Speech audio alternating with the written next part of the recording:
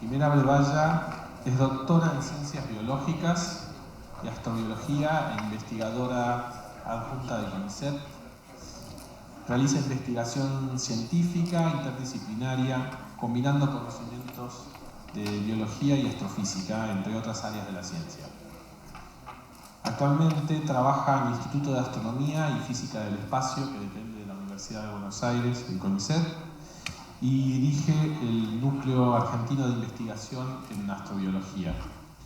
Además de ser investigadora, se dedica al periodismo científico. Así que, Jimena, gracias, te escuchamos. Hola, buen día. Bueno, antes que nada quería agradecer a los organizadores por haberme invitado a dar esta charla.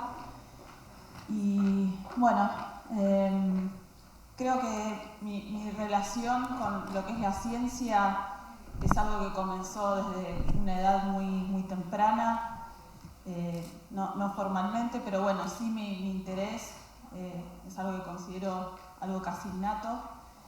Y cuando me invitaron a participar de este fórum, pensé, bueno, ¿desde qué lado puedo contribuir? Y por otro lado, ¿cuál es mi relación con el arte?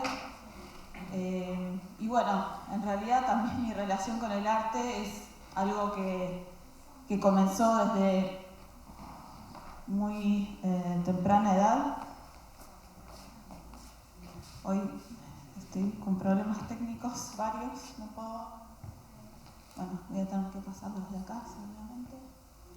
Como decía, mi relación con el arte comienza desde temprana edad porque soy hija de una artista plástica y bueno, y ahora además estoy casada con un músico, así que digamos, el arte para mí forma parte de mi vida cotidiana, ¿no?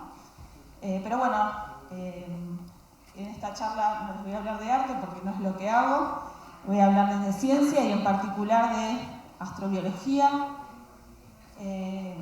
La astrobiología, si tuviéramos que dar una definición académica, es un área de la ciencia que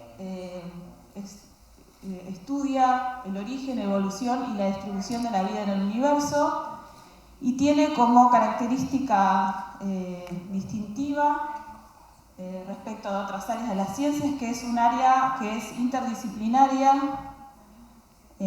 o multidisciplinaria. Eso quiere decir que se nutre de diversas áreas, de otras diversas áreas de la ciencia, como la astronomía, la geología, la física, la química, también de otras áreas, como podría ser la filosofía.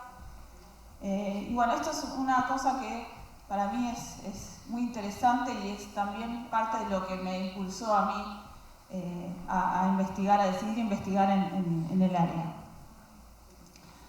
Y bueno, en realidad la palabra astrobiología es la palabra que es más comúnmente usada actualmente para denominar al área, pero sin embargo existieron y existen otros términos factibles de describir esta área. Incluso a lo largo de la historia la terminología fue cambiando o incluso digamos, la primera vez que se usó la palabra astrobiología no se usó en realidad para describir al área, se utilizó para describir otras cuestiones.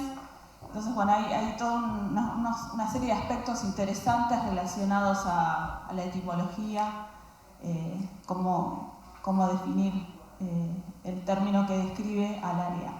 Y bueno, hay varias posibilidades: exobiología, cosmobiología, bioastronomía, xenobiología, quizás menos utilizada, bioastronáutica, todos términos que refieren a lo mismo, básicamente. Y tal vez la pregunta que impulsa o impulsó la curiosidad por investigar en este tema es tal vez una cuestión incluso filosófica de la humanidad, de preguntarnos si estamos solos en el universo, ¿sí? Esa famosa pregunta. Y esa pregunta que en realidad la podemos pensar desde dos puntos de vista diferentes. Por un lado podemos pensarlo desde el punto de vista más humano y decir, bueno, somos la única especie inteligente en el universo. Puede ser que es factible que haya seres inteligentes como nosotros en el universo, con inteligencia desarrollada. También lo podemos pensar más desde el punto de vista biológico, pensar si puede haber en general formas de vida similares a la Tierra en otras partes del universo. Y esto me lleva a dos grandes áreas de la astrobiología. A mí me gusta hacer esta distinción en dos grandes áreas. Por un lado, la astrobiología, tenemos lo que se refiere a la búsqueda de vida inteligente, que es toda una línea un área dentro de la astrobiología que tiene que ver con buscar señales de civilizaciones tecnológicas avanzadas en el universo. Y eso es un área que básicamente consiste en buscar esas señales de esas civilizaciones en el espacio, y eso se hace a través de radiotelescopios. Bueno, este señor que aparece acá en la foto es Frank Drake, que fue uno de los principales impulsores del proyecto SETI. Y esta es la famosa ecuación de Drake que él formuló entre los años 60 y 70. Que es una ecuación que es básicamente descriptiva y que trata de ponderar todos los factores o las probabilidades de encontrar esas formas de vida inteligentes en el universo.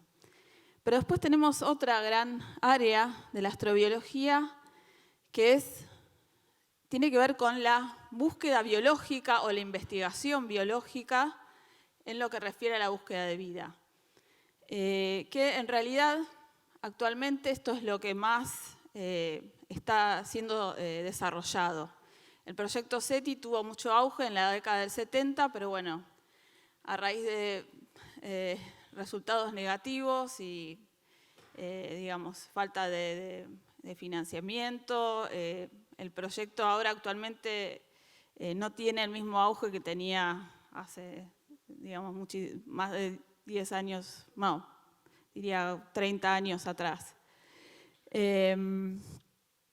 Y bueno, en realidad también hay una controversia respecto de SETI. Algunos consideran que SETI no forma parte de la astrobiología. Y bueno, de hecho, hace un par de años la NASA decidió que SETI no es astrobiología. ¿Sí? Dijo que el tradicional SETI no es parte de la astrobiología. Pero bueno, lo que generó obviamente muchas controversias. Y en realidad, si nos pusiéramos a hacer una recopilación de todos los posibles temas de investigación en la astrobiología, nos encontraríamos que hay una diversidad enorme.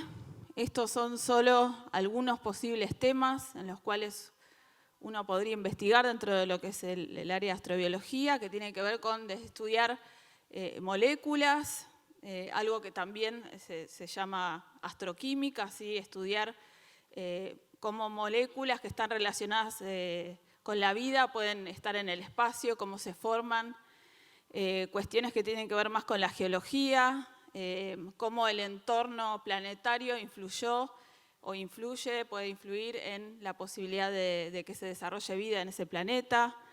Bueno, la verdad es que hay multiplicidad de temas, también cómo buscamos vida en otros lugares. Desafortunadamente tengo poco tiempo, entonces quiero darles un pantallazo general. Pero bueno, más allá del tema de investigación, hay una serie de preguntas fundamentales que son el eje central, que yo considero al menos el eje central de lo que sería la astrobiología. Y una de las primeras preguntas que nos haríamos es ¿qué es la vida? Es decir, estamos buscando vida, pero ¿qué es lo que estamos buscando? Y ahí ya, empezando con eso, en realidad ya nos empezamos a meter en problemas. Esta es una pregunta que no solo se ha formulado desde el lado de la biología, también se ha formulado desde el lado de la física. Por ejemplo, Erwin Schrödinger un físico que escribió un libro que se llamó ¿Qué es la vida? Bueno, donde él hizo toda una serie de trató, digamos, de definir a la vida desde el punto de vista físico, desde el punto de vista termodinámico, pero si en realidad nos situáramos en el momento actual, hoy en día, les parecerá sorprendente, pero en la comunidad científica no hay un consenso respecto a una definición de vida. Y esto es porque precisamente hay, digamos, múltiples definiciones de vida y esas definiciones de vida muchas veces entran en contradicción entre sí. También tiene que ver porque hay múltiples áreas intentando definir qué es la vida, no solo desde el punto de vista biológico, sino también desde el punto de vista químico y físico. ¿Sí? Estas son una serie de definiciones que podríamos encontrar actualmente acerca de qué es lo que es la vida, si tuviéramos que definirlo. Y bueno, entonces esto es un tema de investigación en sí mismo, intentar definir qué es la vida. Pero bueno, si tenemos que buscar vida fuera de la Tierra, tenemos que poder tener alguna definición para poder basarnos en algo, para saber qué buscar. Y bueno, la realidad es que hasta el momento las únicas formas de vida que conocemos son las formas de vida terrestres.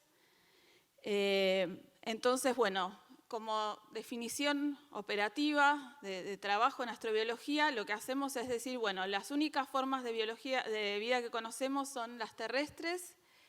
Entonces nos tenemos que basar en la biología terrestre, que es lo que conocemos, que es lo que sabemos que existe. Entonces, lo que buscamos es vida tal como la conocemos, vida similar a la Tierra.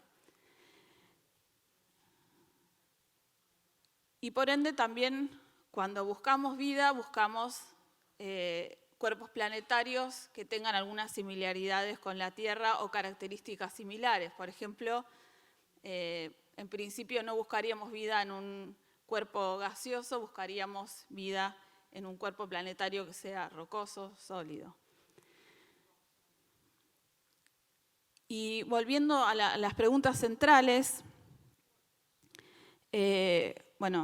comencé tratando de definir qué es la vida y otra pregunta es cómo la vida se desarrolló o cómo la vida surgió en la Tierra. Esta es otra de las preguntas centrales dentro de la astrobiología. Y bueno, a raíz de esta pregunta también se generó toda una línea de investigación dentro de la astrobiología que es ver, bueno, cómo surgió la vida en la Tierra y si nos hacemos esa pregunta, tenemos que recurrir a estas estructuras. Estas estructuras son algo que se llama estromatolitos, parecen rocas, pero en realidad son producto de la actividad biológica de microorganismos, en particular de unos organismos que se llaman cianobacterias, organismos microscópicos. Y bueno, esto en realidad se forma por la actividad biológica de estos microorganismos. En realidad lo que sucede es que con estos microorganismos tienen una actividad metabólica y durante ese proceso metabólico se van generando minerales y esos minerales se van depositando en capas. Esto es un corte, es como si uno hiciera un corte del meteorito, del estromatolito y viera, digamos, me quedé con la charla anterior, como si hiciera un corte del estromatolito y lo viera de perfil, y entonces lo que se ve acá son estas líneas que son las capas, y esto va creciendo de forma vertical. Estos estromatolitos son estromatolitos modernos, estos están en Shark Bay, en Australia, pero en realidad los estromatolitos que nos dan pistas sobre el origen de la vida son estos, que son estromatolitos fósiles. Y bueno, los más antiguos se han datado en 3.800 millones de años. Hay que tener en cuenta que la edad del sistema solar es de 5.000 millones de años.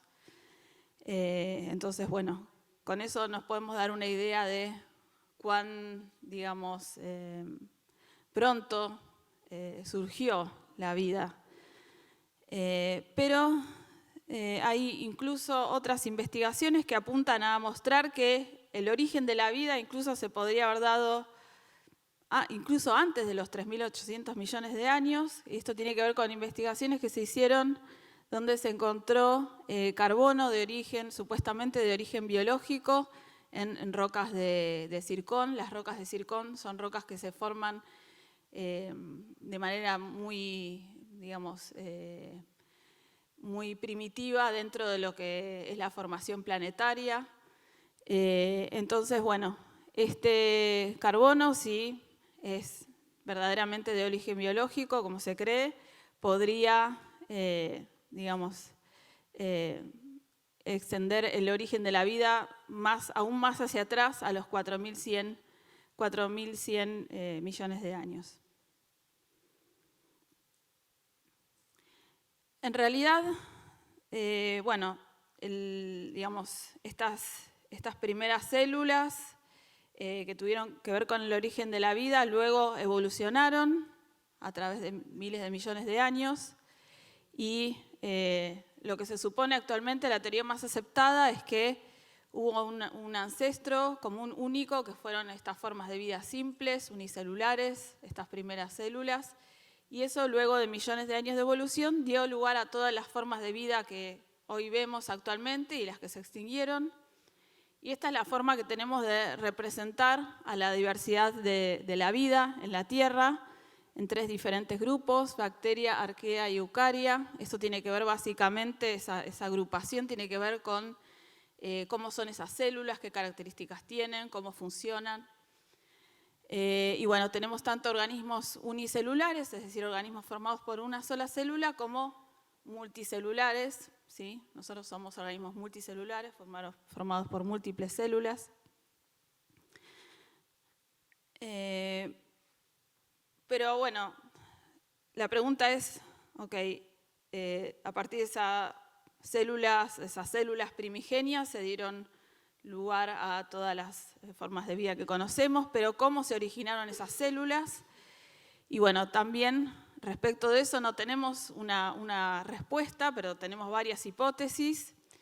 Y bueno, en general no voy a hablar de cada una de las hipótesis porque no tengo tiempo, pero en general todas las hipótesis apuntan a pensar que la vida surge a partir de moléculas orgánicas, que es lo que se llama abiogénesis, es decir, de moléculas orgánicas.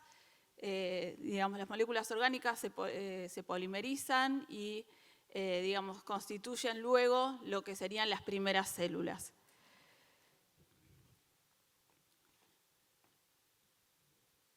Pero también hay otras alternativas. Hay algo que se llama la teoría de la panspermia, que lo que postula es básicamente que la vida en la Tierra vino desde otro lado, vino desde afuera de la Tierra, que la vida se podría haber originado en otro planeta, por ejemplo, y que podría haber viajado a través de, por ejemplo, un meteorito, que es lo que se conoce como litopanspermia.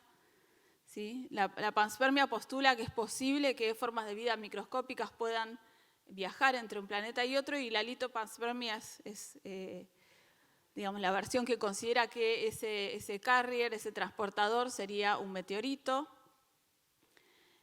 Bueno, ese es uno de los temas en los que nosotros trabajamos, como les voy a comentar más adelante. Esto es una hipótesis, ¿sí? No probada, pero bueno, es algo que uno tiene en cuenta. Y bueno, después otras preguntas también es si sería posible que la vida exista fuera de la Tierra y cómo podemos probar eso y cómo podemos detectar esas formas de vida, cómo podríamos detectarlas. Como les decía antes, como lo único que conocemos es la vida terrestre. Cuando intentamos buscar vida en otros planetas, buscamos lugares que tengan similaridades con la Tierra y, digamos, buscamos cosas que sean condiciones de ese planeta que sean aptas para la vida tal como la conocemos.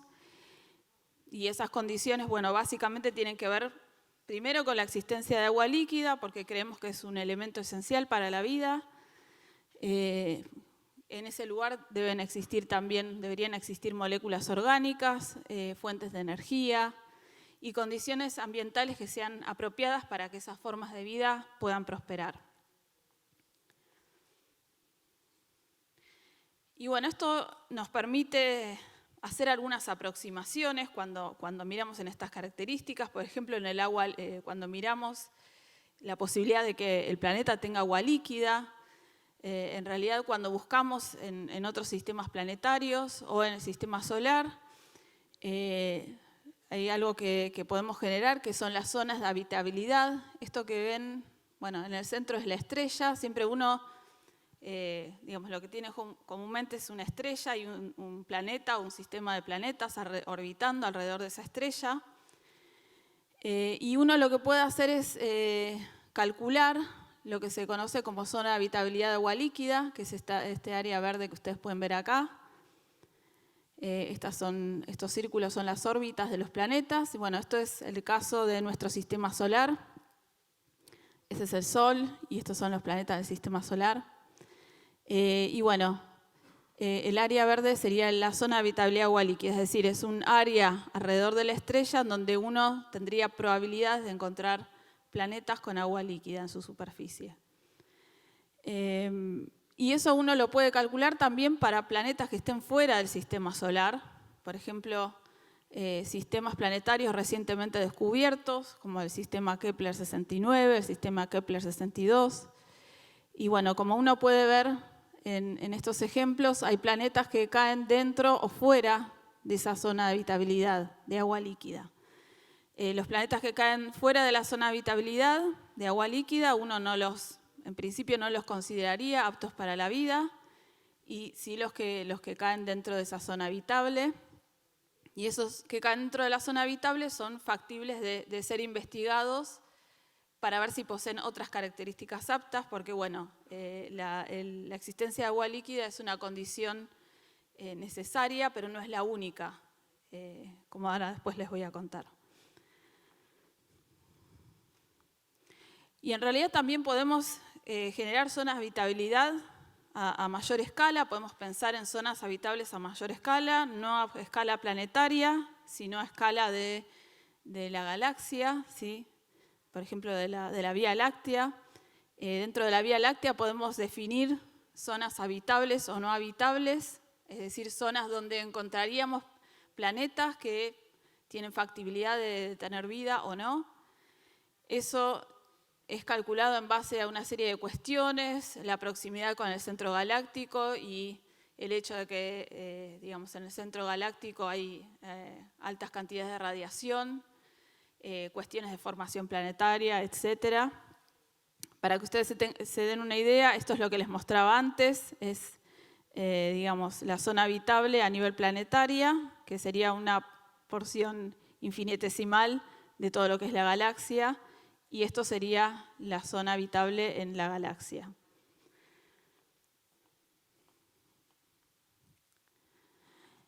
Y bueno, entonces, digamos, uno de los objetivos es buscar vida, como les dije antes, les conté qué características que tienen que tener esos lugares donde buscamos vida, pero el tema es cómo hacerlo desde el punto de vista técnico.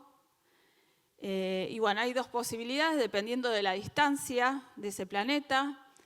Si el planeta está dentro del sistema solar, es factible de que podamos hacer una búsqueda in situ. Eso quiere decir que podamos viajar con una sonda y podamos utilizar algún instrumento en la superficie del planeta y hacer experimentos en la superficie para evaluar las condiciones de ese planeta o para buscar vida en sentido estricto.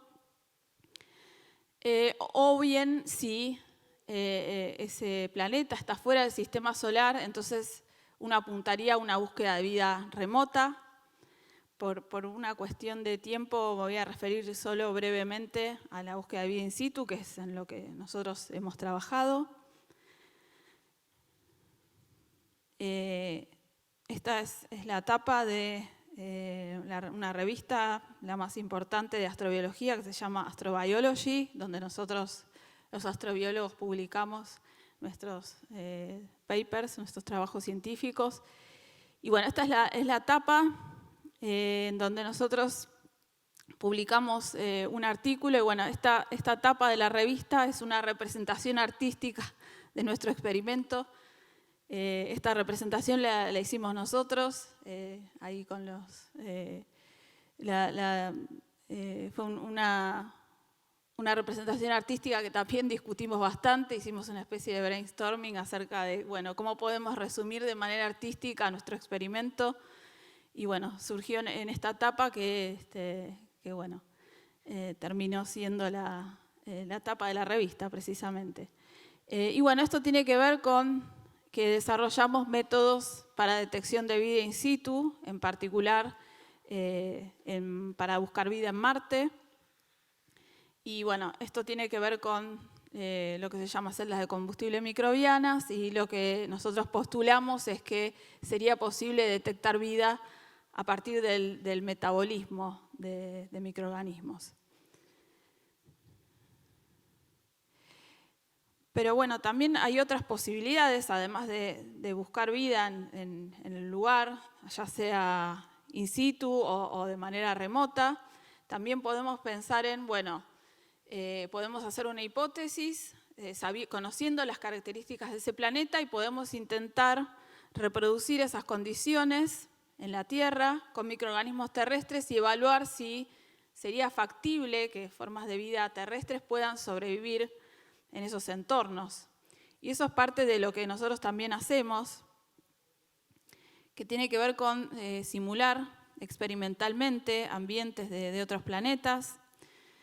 Esto no es algo que hacemos nosotros, pero igual quería mostrarlo porque a mí me resulta bastante muy interesante, y además por todo lo que involucra hacer este tipo de experimentos. Estos son experimentos que se hacen en el espacio, se simulan, digamos, en condiciones reales, se simulan esos ambientes extraterrestres. Uno puede tener condiciones que en cierta medida serían similares a Marte en lo que refiere a la radiación, por ejemplo en la órbita terrestre. Entonces, bueno, uno puede exponer ya sea moléculas de interés biológico o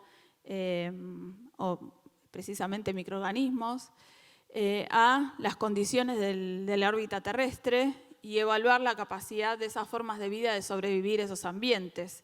Y eso nos da información acerca de la plasticidad de la vida para poder subsistir en ambientes completamente diferentes a los terrestres. Pero bueno, estos experimentos en la órbita terrestre son muy caros, es bastante difícil acceder, y nosotros lo que hacemos son simulaciones en condiciones de laboratorio, por ejemplo en cámaras de simulación. Estas son lo que se llaman cámaras de simulación planetaria, donde uno introduce muestras y las expone a múltiples condiciones, por ejemplo radiación, temperatura, condiciones de temperatura variables, composiciones gaseosas. En realidad hay muy pocas de estas cámaras que son comerciales. Esta es una cámara de simulación planetaria que hay en Brasil, que bueno, tienen mis colegas, y bueno, a raíz de mi colaboración con ellos yo pude trabajar y hacer experimentos en esta cámara. Y bueno, después esto es un simulador solar, es algo que se usa para simular radiación ultravioleta. Nosotros, ahora como les voy a contar, trabajamos con radiación. Y esto que ustedes ven acá es una facilidad experimental, es un acelerador síncrotron, es un acelerador de partículas que también está en Brasil. Y bueno, nosotros hemos podido hacer algunos experimentos en este acelerador también. intentando reproducir algunas de estas condiciones que tienen que ver con la radiación en entornos diferentes al terrestre. Y bueno, como les decía, la radiación es uno de los factores que a nosotros más nos interesa evaluar, porque en principio la radiación que viene de la estrella puede ser un factor limitante para la vida en el planeta, y esa radiación puede estar afectando a diferentes niveles, a nivel de lo que se llama la química prebiótica, es decir, como les decía antes, las formas de vida cuando surgen a partir de moléculas orgánicas, y esa radiación puede hacer que, digamos, ese hecho, digamos, de que surja la vida a partir de moléculas orgánicas se produzca o no, o sea, puede facilitar o limitar el hecho de que se formen esas moléculas. Puede tener, por supuesto, efectos directos en la vida, la radiación. Eso es algo que está ampliamente estudiado. Y también puede tener relación con la evolución de esas formas de vida. Y también hay otra cuestión muy interesante, que es que la radiación también puede afectar el ambiente. En particular, puede determinar qué tipo de atmósfera puede tener un planeta. Que eso, bueno, por supuesto también tiene que ver con la factibilidad de que ese planeta desarrolle vida o no. Y como les comentaba antes, el tema de la panspermia, es decir, pensar en la posibilidad de que la vida pudo haber venido desde otro planeta y que pudo haber viajado a través de un meteorito, lo que se llama como litopanspermia. Bueno, también este proceso tiene una parte en donde ese meteorito está viajando en el espacio con esas formas de vida, y acá también la radiación juega un papel fundamental porque, digamos, en el medio, en el espacio, hay múltiples tipos de radiación. Entonces también podría ser un factor que puede llegar a limitar el hecho de que esto sea posible. Es decir, que esas formas de vida puedan sobrevivir ese viaje interplanetario. Y en realidad, bueno, como les decía antes, nosotros hacemos experimentos con microorganismos terrestres, y hay un tipo de microorganismos que en astrobiología son particularmente interesantes, que son los organismos extremófilos. Esos son organismos que viven en condiciones físico-químicas extremas. Los encontramos en la Tierra en ambientes extremos, en lugares muy fríos como la Antártida, en lugares donde hay altas concentraciones de compuestos que uno comúnmente pensaría que podrían ser tóxicos. Encontramos formas de vida, lugares donde hay radiación, altas cantidades de radiación, salinidad, altas temperaturas también. Un tipo particular de esos ambientes son los ambientes hipersalinos. Esto que ven acá es el desierto de Atacama en Chile, y esto es un desierto de sal, ¿sí? Todo esto que ustedes ven acá es sal. Y bueno, hay algunas lagunas hipersalinas, lagunas que tienen concentraciones de sal muy altas, y uno cuando va a estos lugares y explora un poco ve estas zonas coloreadas, ¿sí? Estos colores rojizos, verdosos, anaranjados. Eso tiene que ver con que hay microorganismos. Esos microorganismos, bueno, se ven de una manera mucho más espectacular en otros lugares también, como en África, en algunos lugares de África y en Australia, donde cuando esa concentración de microorganismos es muy grande, directamente tiñe el agua de color, y entonces uno puede ver estas imágenes tan lindas, tan espectaculares de agua de color rosado, naranja. Cuando uno aísla los microorganismos en el laboratorio, en estas placas, bueno, precisamente ve que tienen estos pigmentos, ¿sí? Tienen esos colores. Y bueno, esto es otra foto que les quería mostrar porque también es muy espectacular. Esto no es trucado, no está photoshopeado, es así. Es una laguna hipersalina en el lago Magadi, en Kenia, en África.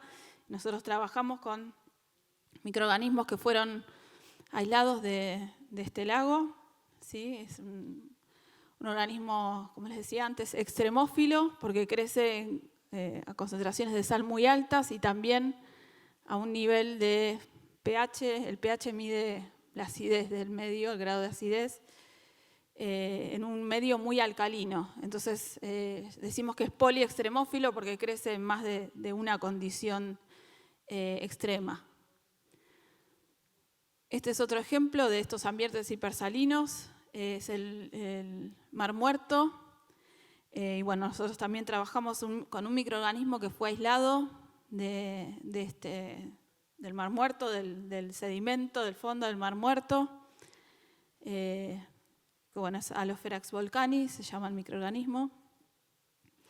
Esto que ven acá es en una placa de agar, es una gota del cultivo y bueno, ustedes pueden ver acá el color naranja que tiene que ver con los pigmentos que tienen estos microorganismos. Y bueno, esto es como uno lo vería en el laboratorio, cuando uno lo cultiva en medio líquido, y bueno, estas son las placas de medio sólido, ¿sí? Mucho menos espectacular que lo que uno ve en la naturaleza.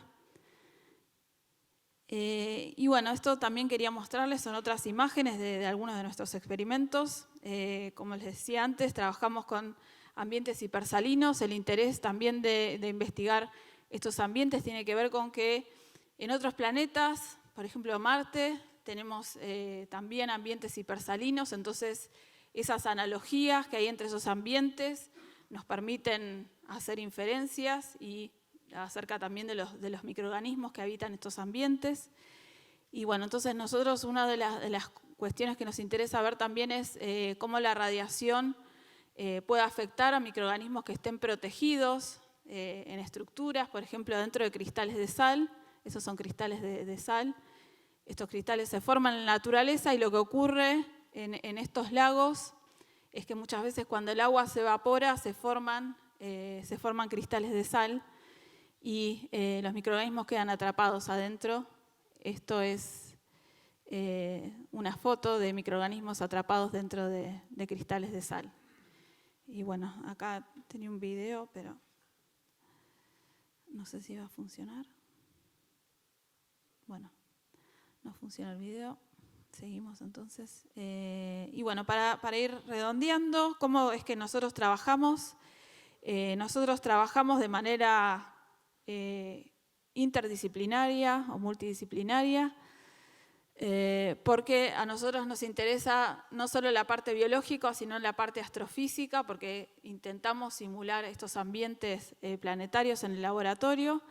Entonces, de la astrofísica, de los estudios en astrofísica, tomamos los parámetros físicos para nuestros experimentos, que los incluimos en nuestras simulaciones de laboratorio. Y exponemos muestras biológicas, por ejemplo, microorganismos.